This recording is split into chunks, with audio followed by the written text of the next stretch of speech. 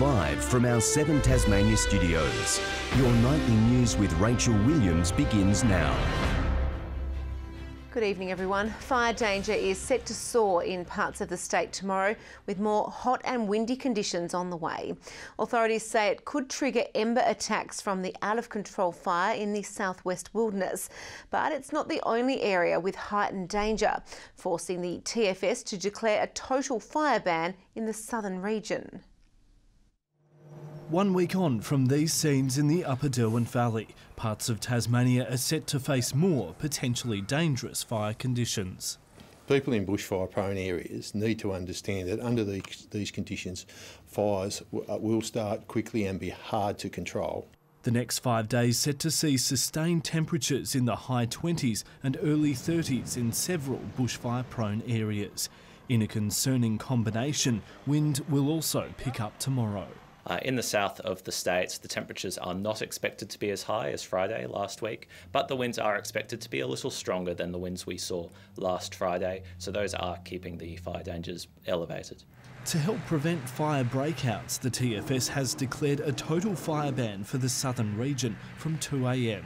As well as restrictions on naked flames, use of certain machinery is banned. Last week we had a motor mower just struck a rock and we got a fire out of that. So it's very easy for machinery in really dry conditions to create an ignition. Crews will be closely monitoring the southwest wildfire that's burnt across 20,000 hectares. There are more fears it could trigger ember attacks.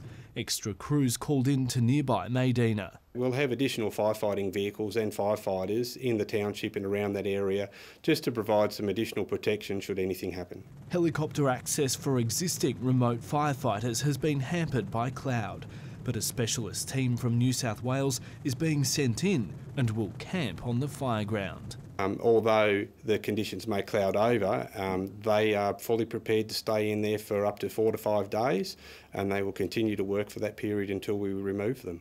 Authorities are urging people to read up on community bushfire protection plans with information about safe places and evacuation routes. More information can be found on the TFS website. Michael Breen, 7 Tasmania News. Tasmania's peak motoring body is urging drivers to boycott pricey petrol retailers as our rates remain the highest in the nation. The RACT has today questioned its long-time discount partnership with United Petrol, saying the chain isn't passing on lower wholesale prices to customers. Displaying some of the highest petrol prices in the nation, Tasmanians continuing to get slugged at the bowser. Our retailers just haven't responded to the drop in the wholesale price and kept their margin at a fair level, which means that Tasmanian motorists would have been paying a fair price for 2 months. And our peak motoring body has had enough. The sites that have got the big volumes are charging astronomical prices still. Nobody should be paying above $1.40 for petrol in Tasmania right now. Today urging drivers to boycott petrol stations charging higher prices, as major chains such as United, Coles and Woolworths continue to dominate the market. Motorists can help by not doing what they did yesterday, not doing what they did last week. Look for the retailers who are doing the right thing and support the people that are charging a fair price. It's left RACT questioning whether it will continue an ongoing agreement with United Petrol, which currently offers members 6 cents off a litre, saying it was not passing on low wholesale prices to all customers. We are concerned that they aren't doing the right thing and honouring the spirit of the agreement that we have. We don't feel that we're seeing the benefits or Tasmanian motorists are seeing the benefits of that relationship right now. United Petrol did not respond to comment today. In 2 separate statements, both Woolworths and Coles said they always aim to provide competitive prices for customers. Michelle Wisby, 7 Tasmania News. 2 men accused of dousing a 2-year-old boy and his mother with petrol remain on the run tonight. Police say the pair, wearing balaclavas, forced their way into this Kings Meadows home just after 7 yesterday morning. They demanded to know the whereabouts of another man before covering the mother and her son in petrol. The 24-year-old woman was released from hospital today after minor complications. Police are still appealing for anyone with information to contact Crime Stoppers. The Hobart Magistrates Court has today heard a 26-year-old man charged with causing death by negligent driving had a history of speeding offences. Murray Edward Broughton is accused of driving more than 30 kilometres over the speed limit and failing to manoeuvre his vehicle to avoid a collision over a fatal crash at Mornington in December 2017. A 49-year-old man driving with his wife and 2 daughters died at the scene. The court hearing Mr Broughton's vehicle was unroadworthy and if he hadn't have been speeding, the crash would not have occurred. His lawyer says his client was genuinely remorseful and now suffers post-traumatic stress disorder. He's expected to be sentenced on January the 21st. 2 men have been committed to the Supreme Court over a shooting at Bridgewater last month. Jake Mark Pearce and Mark Anthony Wordsworth appeared in the Hobart Magistrates Court today, both pleading not guilty to charges of wounding, assault, aggravated assault and recklessly discharging a firearm on December 13. The 2 men will remain in custody to appear before the Supreme Court on March 18. Our state has topped the list for Australia's fastest selling suburbs, according to a new report. Tasmania took out 8 of the top 10 hottest neighbourhoods. Lutana and Mornington both recorded an average of 6 days to sell for houses. Also making the list by Riskwise Property Research was Mount Nelson, Gilston Bay, Bellerive, Lenna Valley, Claremont and Lauderdale. Well, temperatures may be soaring, but one of Tasmania's most popular beaches has been shut down with the detection of what's being called astronomical faecal contamination. Our reporter Michelle Wisby joins us live from Blackmans Bay Beach now. Michelle, good evening. What's happened at the beach this afternoon? Well, just a few hours ago, Rachel, the Kingborough Council sent out an urgent warning advising people not to swim in the water here at Blackmans Bay Beach for the next few days. It comes after test results have revealed unusually high faecal contamination in the water. They're still trying to work out just where it came from, but the council is confident it's not stormwater. Signs have been put up along the beach already advising people not to enter the water, but even as we've been here, we've seen at least one person heading in. Now, the new mayor has already called these latest readings astronomical and totally unacceptable. We spoke to Dean Winter here just a few minutes ago, and here's what he had to say. Well, I think there's a broader problem with the Derwent estuary. Unfortunately, we've seen 8 out of 18 sites across the Derwent this week have either failed or are unsafe to swim in, and that's a huge issue. And I think it's time the state government stepped in and really played a lead role in dealing with this issue. And in the last hour, we've also heard from Taswater, who has confirmed they are investigating, but so far they've found no broken pipes or blockages. Now, we are expecting some hot weather over the next few days, so once again, Rachel, people are being urged not to get in the water here until it is safe to do so. Well, a biosecurity inspection of an oil rig temporarily moored in the River Derwent has delivered inconclusive results. There are fears the hull could be a carrier of the invasive colonial sea squirt from its time in Western Australia. An inspection robot found 3 patches of suspect organisms, but the species couldn't be verified. Despite the results, the Environment Protection Authority says it's unlikely to pose an immediate biosecurity risk to Tasmania. Several parts of the hull couldn't be inspected due to weather or safety concerns. Developers behind a controversial bid to build an ecotourism standing camp at Lake Mulbina have been released. The first images, have been released. The Hackett family is planning to install 3 accommodation and 1 communal pod on Halls Island to house anglers helicoptered into the area. The proposal has faced opposition from some recreational fishers and the Greens, who are accusing the government of privatising the island. A development application will be lodged later this month. The countdown is on until Mona Foma descends on Launceston this weekend. Local performers are putting in their final hours of rehearsals with more than 5,000 tickets already sold. Giving the show a final shakedown. With just days until Mona Foma lands in Launceston, local performers are perfecting their footwork. Good. I think we're definitely feeling that the timeline is looming. This performance from Tasdance and former Bhutanese refugees is among 500 acts during the week-long festival. story is all about our journey from Bhutan to Nepal, and Nepal, like how we live in our camp, in refugee camp, and then what kind of struggle we go through it. This was the festival's first foray north last year, a mesmerising display of light and sound. Rolling into 2019, punters will have to pay to see the biggest acts.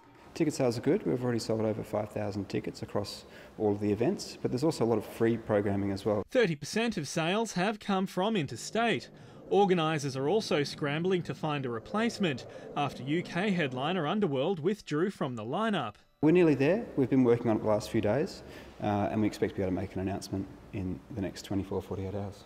As for TasDance, they're ready to go. I think we've created something really beautiful, or we're creating something really beautiful, and I'm really excited to share it. The festival opens on Sunday.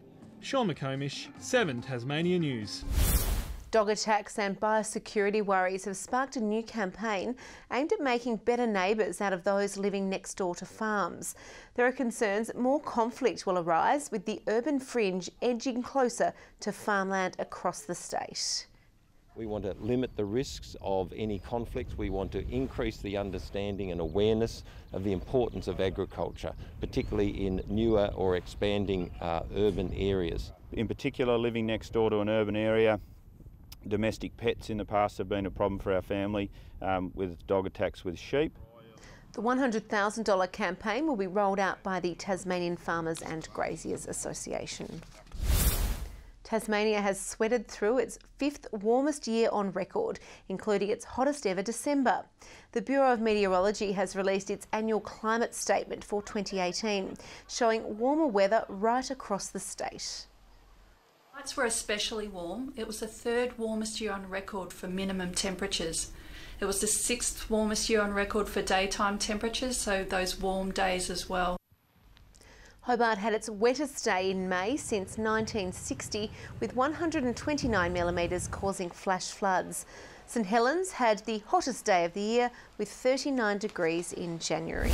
Tasmanian BMX riders will soon be able to ride late into the evening thanks to federal funding for crucial infrastructure.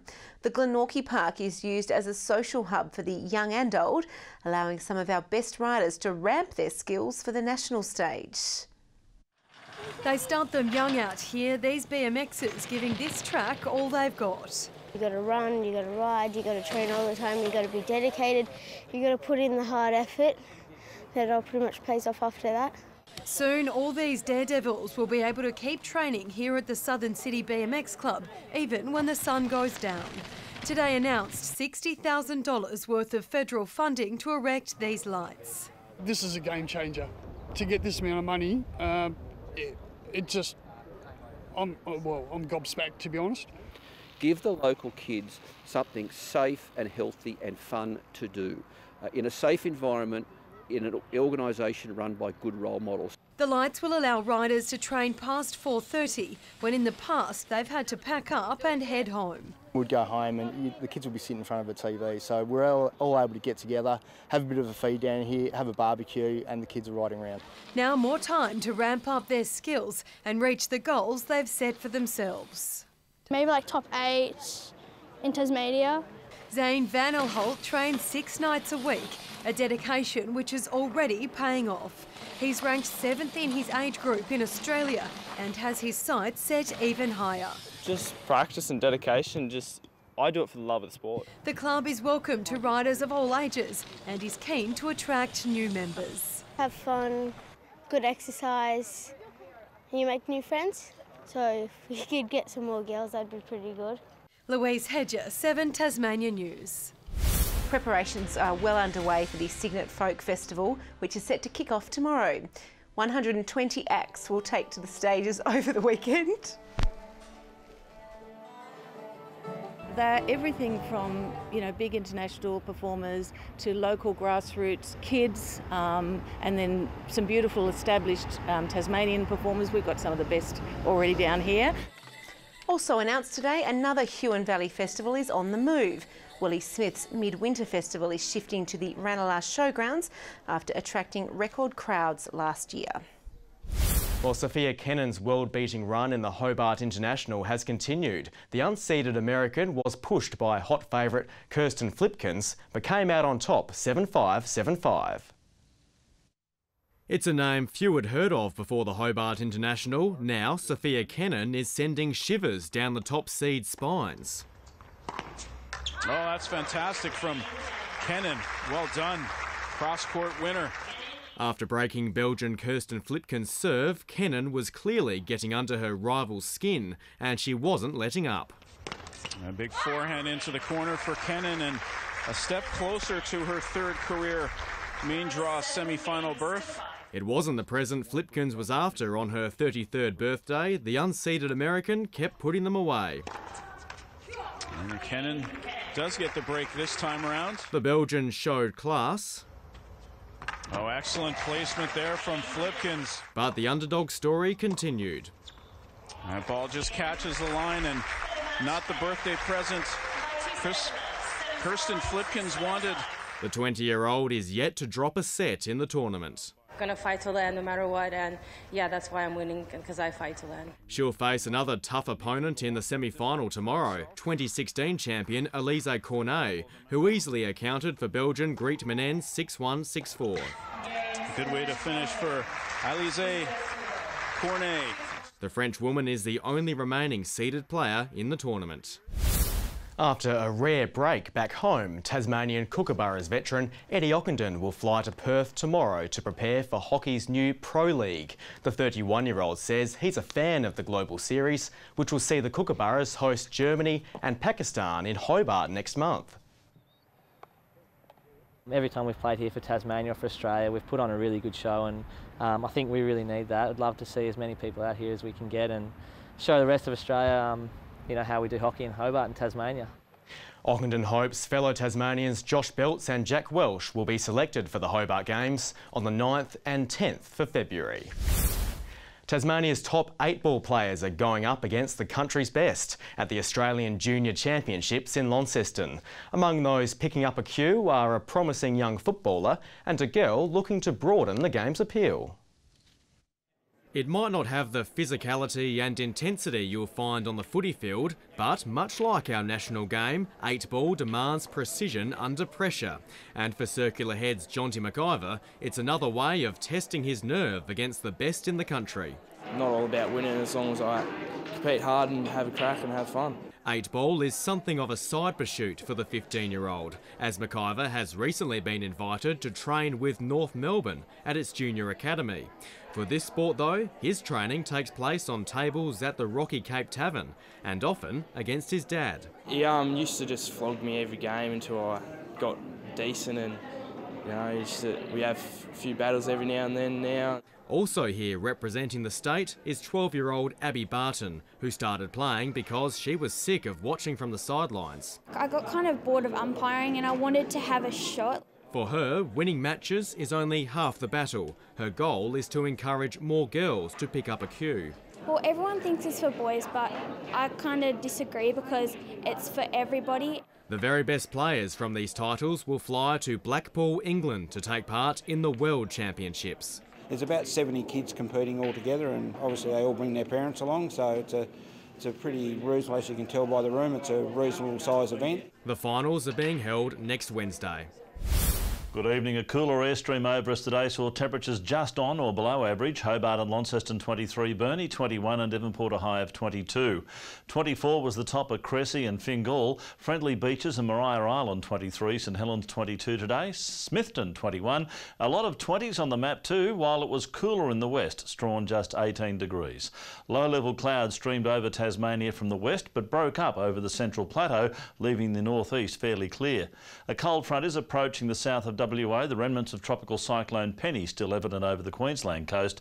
Low-level cloud lies over the Victorian and New South Wales coast as well. Tomorrow the high remains the dominant system for Tasmania and eastern Australia. Fronts and troughs are affecting the weather over a large proportion of the mainland. The winds tending northeasterly, but more easterly at times over the central north and reaching 30 knots over the lower east and southeast. So a strong wind warning there from Wineglass Bay to southeast Cape. A fire weather warning for the southeast, upper Derwent Valley and Midlands in force. Hobart, a morning shower or two, clearing later, 29 the top, 29 for Huonville with a similar forecast. Hot day for Campania, reaching 31 degrees. Launceston, fine and partly cloudy, 26 the high, 22 for Devonport, bit of cloud for Georgetown and 22 as well. Burnie, partly cloudy, 21 the top, 25 for Strawn, a sunny day, and Wynyard partly cloudy and 21 degrees. St Helens, a shower or two developing later, 23 the top, 26 for Swansea, and mostly sunny. Port Arthur, a bit windy later and 24 degrees. UV, 11 and extreme across the state. On Saturday, warm over the north and northeast with early showers over the southwest easing. Fine and sunny weather for Sunday with light winds, and a warmer day on Monday with temperatures nudging 30 over some districts. Sunny in Perth tomorrow along with Adelaide and Melbourne. Showers in Canberra and Sydney. Cloudy in Brisbane and 31 degrees. A sunny 42 in Alice Springs. Mostly sunny in Hobart, 20 right now, 22 in Launceston, okay in Devonport as well, and 20 degrees. Not much rain about, Rachel. Pretty soon the rain dance will be in. It's about time we had a fall or two.